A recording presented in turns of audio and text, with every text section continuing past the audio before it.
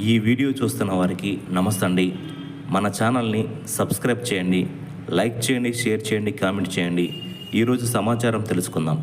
ప్రభుత్వ ఉద్యోగులకు ఉన్నట్లు పాత పింఛను పథకం అమలు చేస్తారనే ఆర్టీసీ ఉద్యోగులు ప్రభుత్వంలో విలీనం కోరుకున్నారని ఏపీ పీడీటీ కార్మిక పరిషత్తు సీఎం చంద్రబాబు గారికి లేఖ రాసింది.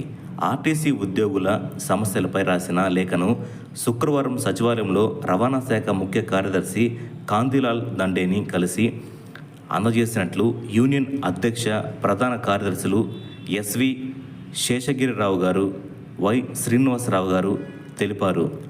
ఉద్యోగులకు పాత వైద్య సదుపాయం కల్పించాలని, పనిష్మెంట్ల విషయంలో 1/2019 సర్కులర్ అమలు చేయాలని, అన్ని కేటగిరీల్లో ఖాళీలను భర్తీ చేయాలని, దూర ప్రాంతాలకు బదిలీ చేసిన ఉద్యోగులను పాత స్థానాల్లో పనిచేసేలా చూడాలని, అన్ని భత్యాలు జీతాలతో పాటు చెల్లించాలని లేఖలో కోరారు.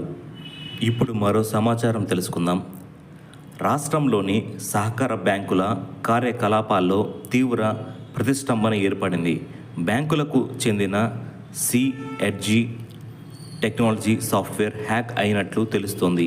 అంతర్జాతీయ సైబర్ నేరగాళ్లు సాఫ్ట్వేర్ను హ్యాక్ చేసినట్లు రిజర్వ్ బ్యాంక్ ఆఫ్ ఇండియా గుర్తించి సహకార బ్యాంకులను హెచ్చరించినట్లు అధికారులు చెబుతున్నారు. హ్యాకింగ్ అయిన తర్వాత స్థానిక బ్యాంకులు గుర్తించకపోవడంతో భారీ స్థాయిలో నగదు గల్లంతు అయినట్లు చెబుతున్నారు.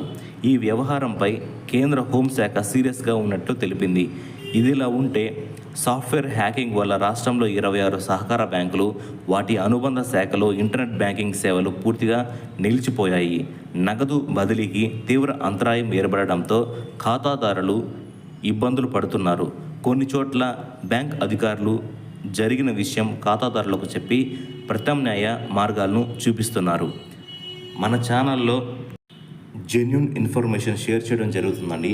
So please subscribe, like, share, comment. Thank you.